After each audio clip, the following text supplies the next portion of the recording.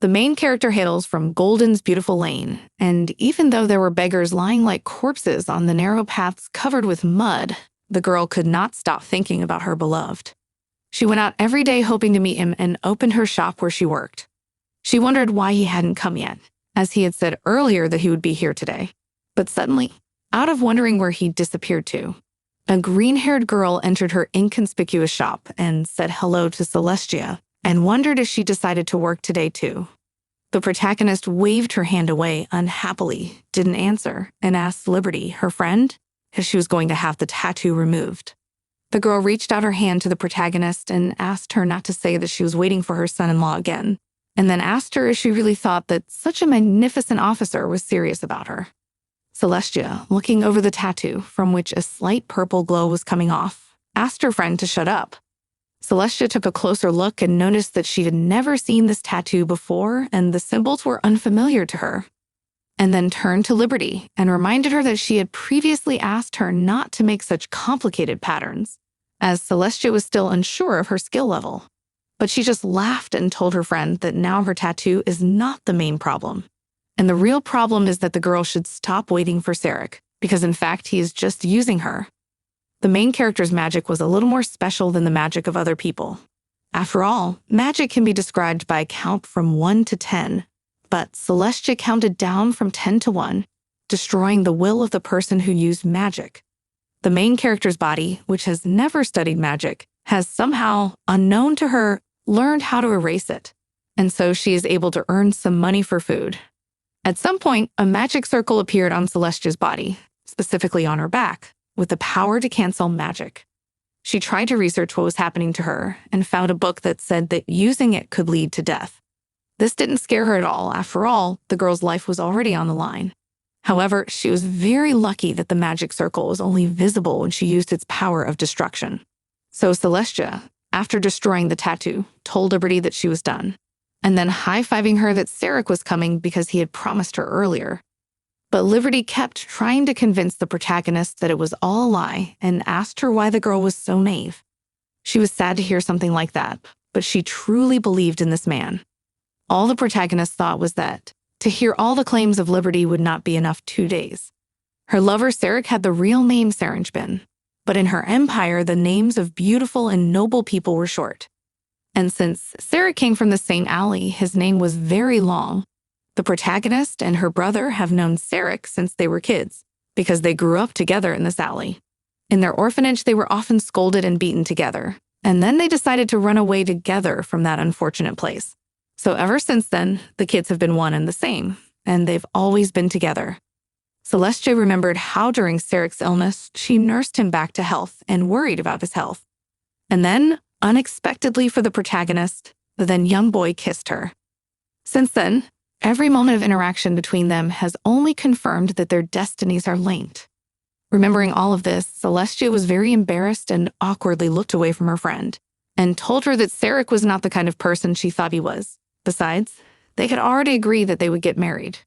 She shook her head unhappily at her friend's naivete, and then she looked at her unhappily and said that she hadn't meant to tell her about it earlier and really wanted to get the message across to her in a different way. But after she seemed to light up with rage and inform Celestia that she knew that the girl dedicated all 10 years to her lover. But Sarek has been a magical officer for a long time, so there are a lot of girls walking around him. But now the protagonist unhappily shouted at Liberty that she was talking complete nonsense, since for Sarek the protagonist is the one and only. Liberty was tired of this kind of talk, so she was about to leave the shop, and before she left, she informed him that if the girl wanted to be sure of the truth from her words, she should go and check it out herself, as Sarek should be having fun in the back of the lab right now. When the protagonist heard about it, she hesitated and wasn't sure if it was worth it. But still, my confidence in Sarek was unshakable, and the protagonist was sure that he would never do such a thing. So when evening came, she decided to go to him, not because of what she suspected, but to strengthen her own faith. Celestia was very worried because this was the first time she was going to go to him, finally putting on her beautiful dress and braiding her gorgeous, lush hair into a braid. She looked at herself and then remembered that every time Sarek had come to her because his whole body was aching, he had sworn to her of his undying love. so it couldn't have been a lie. The girl ended up taking some of the fruits with her and really hoped that Sarek would like them. So she determinedly headed towards his house, realizing that they probably wouldn't let her in, so she'd have to say she was his lover. But after thinking about it, she realized it wouldn't be much of a problem since they were getting married anyway. After a while, she found herself in front of 2 guards who blocked her passage. Then the girl looked at the men carefully and said she would like to meet Sarek. One of them looked at Celestia in surprise and wondered if she mean Mr. Sarek of the officer corps. The girl tentatively clutched the bag of fruit she had brought him, confirmed the guard's speculation, and then informed him that she was his lover. Then, to the protagonist's shock, the guard continued that he understood that Mr. Sarek was insanely popular, but he had a pregnant fiancée a long time ago, so, looking at the protagonist unhappily, he asked her to stop talking nonsense and leave. At that moment, Celestia's face brightened with horror and shock. She didn't understand what they meant and hoped it was all a mistake, and decided to see for herself. So with a wicked look at the guards, she informed them that they should let her inside, since she was best friends with Officer Sarek. Everyone looked at her awkwardly, not knowing what to say, but eventually they thought about it and decided to escort her to the Lord. Celestia walked beside the attendants and marveled at how grand and beautiful the building looked.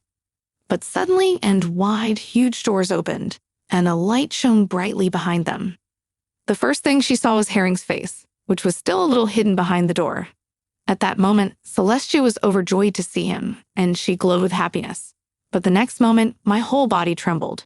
She was not sure of the truth of what was happening, for before her, her lover had kissed another, and apparently some aristocrat. Celestia was shocked to remember Liberty's words that Sarek was having fun in the backyard, and that he was using her. At that moment, the protagonist realized that she wouldn't have suspected him if it hadn't been for Liberty. And it turned out that her friend was absolutely right, as the girl turned out to be insanely naive.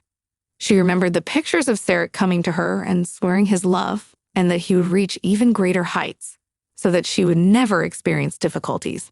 But all this was just her illusions. In the end, the protagonist, in horror, watched the situation. There were dozens and hundreds of words in her head that she could have used to vent her anger, but all she had the strength to do was ask Sarek what he was doing. He jerked sharply when he saw the girl in front of him, and didn't know what to say. Celestia then shielded him with the most serious look possible, yet with tears in her eyes, and asked him to come up with as convincing an excuse as possible. But they were interrupted by the officers. Bowing to Mr. Sarek, they asked if he knew the girl, as she claimed to be his best friend. So they deigned to come to make sure he knew Celestia.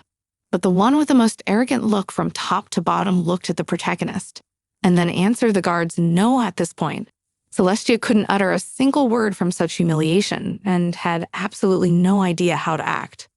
Those words that hurt her even deeper came from Sarek, and they were addressed to the guard. He let them know clearly and confidently that she was a stranger to him. Chapter 2, hearing this, the guards immediately, instantly, reacted and took the girl's hands to hastily lead her away. Celestia initially bowed her head submissively and just cried, unable to find any strength in herself and trying to comprehend all that had happened. But afterwards, the protagonist looked up at Sarek and realized she couldn't leave things the way they were, and the protagonist had something to say to him. So she broke free of the guard's grip and addressed Herring by his original full name, which in these circles only she knew, and then shouted at him. She wondered if power had turned the head of a man like him. But Sarek only looked at her haughtily and told her that he didn't need people like her anymore, because she was nothing. At which time the protagonist began to sob hysterically and did not understand why he proposed to her and why he pretended to love her all this time. The guards, observing all this, bowed to Mr. Sarek and asked how they should deal with the troublemaker. He waved the girl away and with a scornful look informed them to get that madwoman out of his sight. The guards took the girl under their arms and tried to get her out, but she started to twitch violently, and her tears rolled down her throat. She called Sarek a total bastard and was glad that she could catch him. At this moment, a man who was hurt by this behavior, who, in his opinion, had achieved incredible heights and should not have to listen to such a thing from a commoner like the protagonist, pointed his finger at her and then ordered the guards to take her out and send her to the slave market. The main character woke up already in a cage, which was transporting slave traders. Celestia, when she realized that she was shackled and going to some terrible place, turned to the driver of the carriage and tearfully began to beg him to let the girl go, although she had no money with her, but she promised to write a promissory note. Afterwards, she explained that her little brother would die if she wasn't there, because the child couldn't leave the house on his own. The girl with tears in her eyes begged him to understand and stand in her place, but he only kept silent and did not answer. Out of desperation, the protagonist slipped as her legs became too weak. She thought about the fact that apparently she would not be released today, and afterwards she imagined the share of a slave, which she had become at the will of her former lover. The girl was horrified at the mere thought, and also very angry, for she had done nothing wrong, and it was entirely the fault of Sarek. Celestia was very sad that she had only been able to take out her anger for a few minutes on the man she had loved for 10 years, and now she was reasonably thinking that she should have held back her anger then and endured the situation, because her recklessness had put her brother's life at risk. She was very worried about Samidian. A few more days passed, and the girl was more desperate, beating at the wagon driver and shouting at him, asking him if he had no family. She was beating on the bars and reminding him that she had a younger brother who was sick, and she did not understand if the slave trader was going to make much money from her sale. The girl was terrified that she didn't know what to do, but suddenly, unexpectedly for her, the slave trader raised his hand, and then the cart with the slaves stopped. The girl stared in horror at the man who stood opposite her, completely unaware of what he was going to do. But he took out a huge baton and stood in front of her and told her to get out of the cage. Hatred played in his eyes. Celestia flinched, not knowing what he was going to do to her. She realized that he was probably going to beat her, and then she looked at the baton. When the slave trader began to approach, all the other slaves shook with horror, and it seemed as if they had experienced such punishment more than once. The girl clamped her eyes shut, waiting for the next blow. But suddenly there was a male voice asking what was going on here. A majestic man appeared before her, watching her intently. Then Celestia brought her gaze to the slave trader, who bowed to the comer, and then awkwardly inquired what he had forgotten in such a godforsaken place as this. But to the man, looking at him majestically, crossed his arms over his chest, and stated that apparently the man in front of him was a labor trader.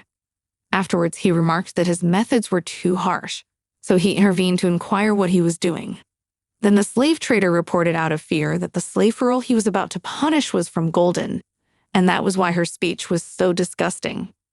The man was initially surprised that the slave had been brought from a faraway land, and then he said with a disdainful look at the slave trader that the government of their country was in a mess, and they were putting up so many slaves.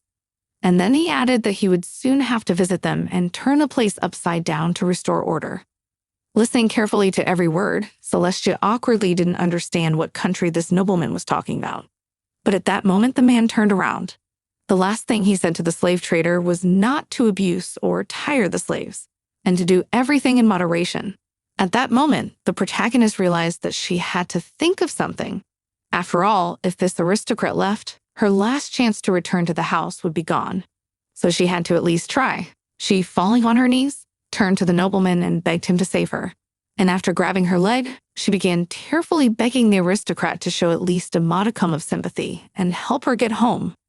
But at that moment, she was roughly grabbed by a slave trader, who turned to her and asked her how she dared to ask for something like that and called her names. She didn't listen to the slave trader at all and looked at the nobleman and informed him that she needed to rescue her little brother, as there was no one else who could take care of him but herself.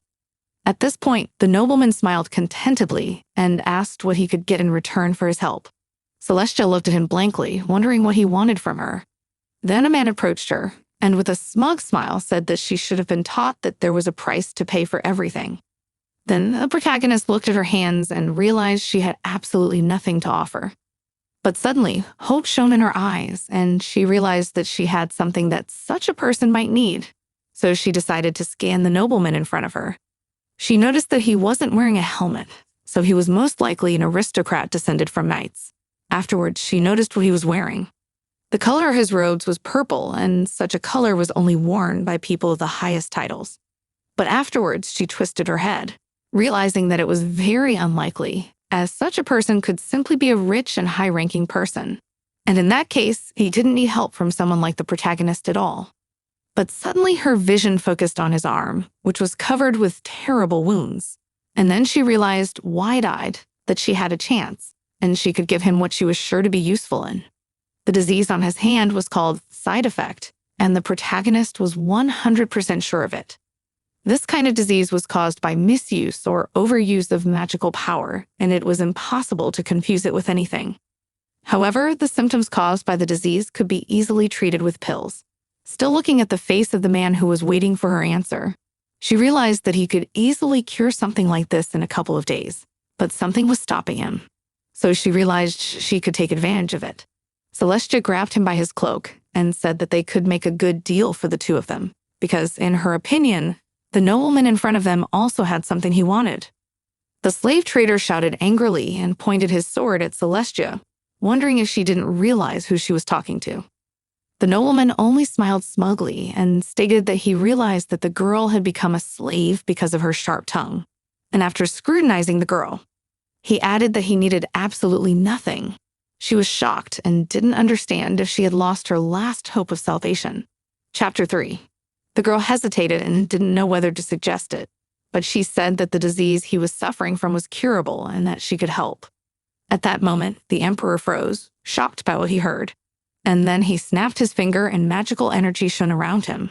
Turning and looking carefully at the protagonist, he informed her that now they were in another space and here no one could not see or hear them, and afterward ordered her to tell everything she knows about. The girl excitedly sat across from him, shrouded in magical violet energy, and afterward shook from such an ordering tone. But she's more confident that she'll only respond after he helps her.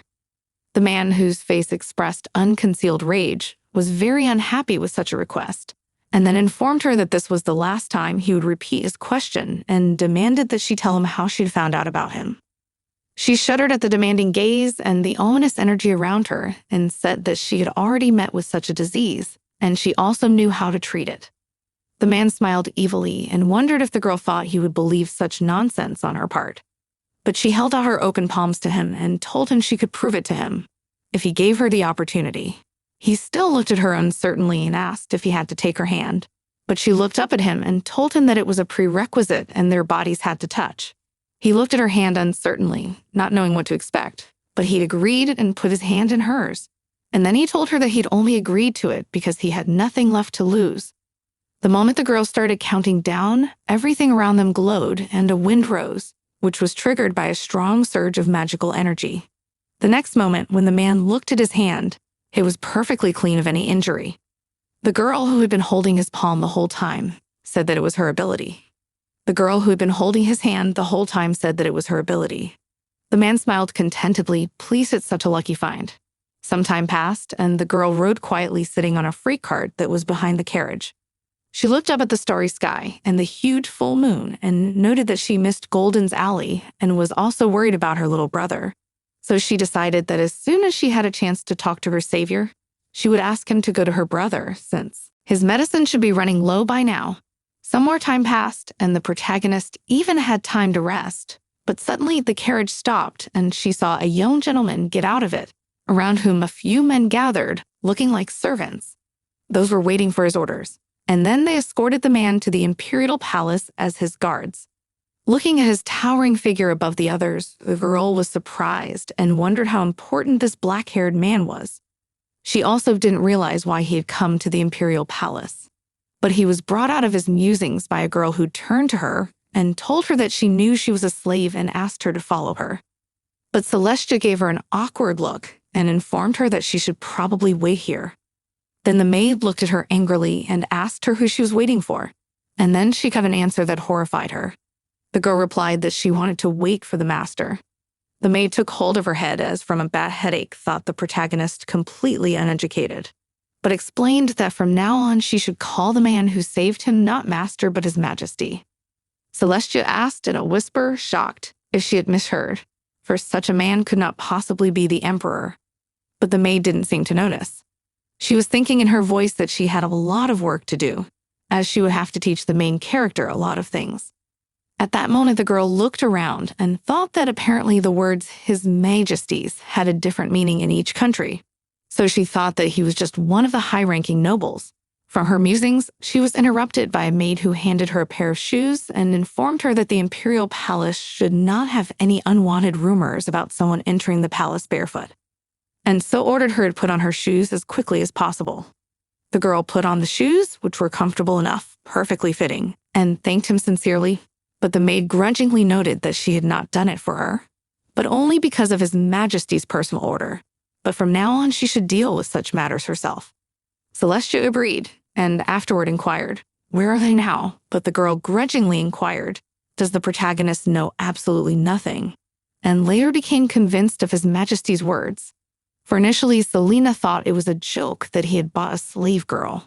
But still Selena replied that they were in Hygienia. The protagonist excitedly rushed after the servant girl, inquired, "Where is this place?" Selena only grudgingly remarked that Celestia knew absolutely nothing, and then asked if she even knew of the existence of the Berg Empire. The girl asked in horror what she meant, and then wondered if it was His Majesty who had saved her. But she was interrupted from her musings by a servant girl, who said she was right. His Majesty is the sole ruler of the Berg Empire, Emperor Ban. From what she'd heard, the protagonist's face contorted with embarrassment and realization of who she owed her rescue to. As they traveled along the corridor, the maid told them some rules. The protagonist had to keep to the right wall as she walked along the corridor, and if she encountered nobles, she should greet them by lowering her eyes. Also, whenever she met His Majesty, she should smile at him, but not raise her head without permission. And in His Majesty's absence, the most important person in the palace was the Empress. After that, she started talking about the construction of the buildings and the names of the family members. But the protagonist clearly noticed that the girl was very angry with her for some reason.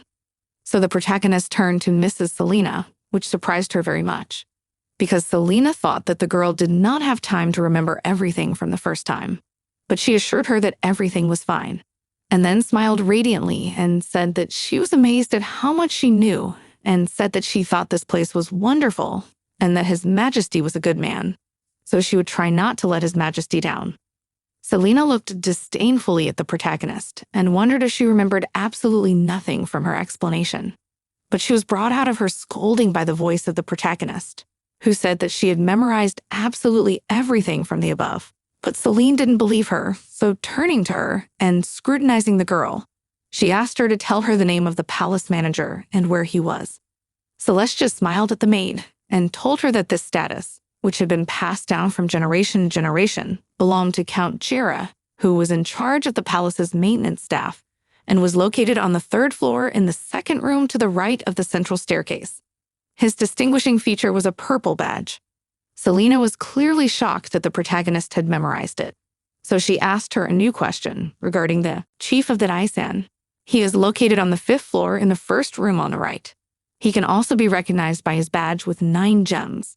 Selena was shocked and wondering how a girl as smart as the main character could become a slave. But she sighed awkwardly and said that she didn't want to discuss the subject, but she thought mentally that it was all because of her ex-lover, the bastard. Some more time passed, and the protagonist, successfully placed in her room, decided to take a bath. She enjoyed the fact that finally she could wash herself from all this dirt, and also admired how nice it is to take a bath as long as you want. She was tormented by the question, do aristocrats enjoy such a thing every day? And also a little envious of such a thing. Suddenly, she heard a knock on the door, and so, quickly putting on at least something, she ran out to the door and thought it was Selena. The girl was so shocked to see a man in front of her door that she didn't know what to say. And the next moment, out of sheer shock, the towel she was using to dry her head fell out of her hands. Chapter 4. His Majesty came closer, looked haughtily at the girl, and asked, "Is it necessary for him to ask if he can enter? He is the master of this palace and the people in it, so he has every right to enter without knocking." The girl sat awkwardly on her knees and did not know what to say to such a remark, and afterward turned her attention to the man. He turned his back to her and told her that he had come to warn her that she should not spread gossip about his illness, as she might actually be able to heal him. But such rumors were unforgivable. But the girl jumped up from her seat and said that she wasn't going to tell anyone about his ailment at all, because she had what she needed to get from the emperor. So even from the benefit side, it was irrational. The emperor turned to her and, scrutinizing the protagonist, said that he had never taken any medicine before, so that no one could guess about his illness. And afterwards he inquired how such a slave-like girl was able to recognize his ailment. She smiled at the question and wondered if His Majesty was interested in the girl's power. He immediately realized her intentions, and so he looked at Celestia happily and asked if she was going to sell her answer for more money. She said with a determined look at him that he was absolutely right. So if he was very curious, he should try to bring her little brother to her as soon as possible. At which time the Emperor Ban removed his shirt and said that he would keep the promises made to the girl, and as soon as possible give the necessary order to the Oberkommandeur. Seeing his strong, muscular back and broad shoulders, the girl shuddered with embarrassment and didn't know if she should avert her gaze, but she continued to stare, at which time His Majesty, exposing his wounds to the girl, stood gazing silently at the view from the window. Then the protagonist, when she was able to examine his wounds properly, reported that apparently he had been unable to sleep properly for a very long time because of such huge wounds. But the man, hiding his face in the darkness of the night, simply nodded, but continued to remain silent. At that moment, the protagonist sadly thought about how long the emperors had to be in such a state, and then hesitantly approached. The girl touched his back lightly with her fingertips. But even because of this light touch, the emperor shuddered in pain and moaned. The protagonist scrutinized his back and said that if it continued, it could end very badly for him. But the man, irritated by the pain, reminded the girl that she claimed to be able to heal him. But she, not at all angry at the wounded man's reaction, said that even his internal organs were affected, and she had no choice but to start removing the wounds that had formed later. The emperor listened to her request, and then pointed to a small area of his skin covered with a wound, and said that as far as he could remember, it had appeared to him recently when he had suppressed a small rebellion. Then the protagonist sat the man down in front of her and came closer, and under her hands a bright golden light spilled out, and a small wind rose again in the whole room. While the protagonist was healing his wounds, she asked if he felt even the slightest relief. At this time, His Majesty looked awkwardly in front of him and realized that he was actually surprisingly feeling much better. Although no healer had been able to deal with this terrible pain before, and no anesthetic could suppress so much pain. So he put on his shirt as soon as the treatment was over, and then turned to Celestia with determination and asked if he could fully recover if the girl continued to treat him every day. She pondered and concluded that regarding the healing, it would only work fully if His Majesty didn't use magic for a while. But the Emperor only sadly exhaled and began to button his shirt, then said that apparently the girl is completely unaware of the situation in their empire, but still did not explain anything and just said goodbye and left, slamming the door. When the girl was alone, she lay down wearily on her bed and exhaled with relief.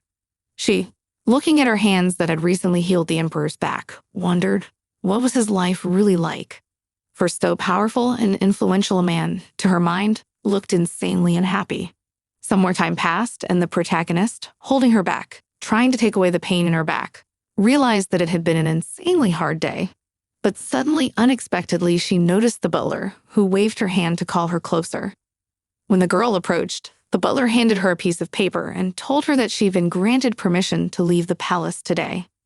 The butler handed her a piece of paper and told her that she'd been granted permission to leave the palace today. Celestia lit up with joy and realized that apparently her brother had been brought in. So as soon as she was free, she immediately got into a carriage and headed through the woods to some house. She approached him with determination, and then, without a second thought, opened the door, and saw in front of the fireplace a frail fellow with bright red hair like hers. It was her brother, who turned uncertainly when he heard the door creak open, trying to figure out who had come. At this point, the protagonist did not wait a second and ran up to her brother, hugging him tightly. And he was still not sure. Looking at the girl, absolutely could not believe that it was really her. Celestia held her little brother tightly to her and cried, saying that she was very scared for him. He was probably just as scared when his sister suddenly disappeared, she said, apologizing sincerely for making him worry.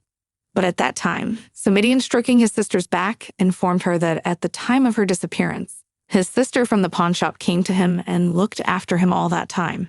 And she also reported and told everything that had happened to the main character and to Herring. But then the girl, a little calmer, took her brother by the shoulders and looked confidently into his eyes, and then said that it was Sarek who was to blame for everything that had happened to her. But she decided to leave these conversations for later, and asked how well he'd gotten there and whether she was all right. He began to recall that during her absence, He had been unexpectedly visited by people who looked insanely harsh and something like robbers.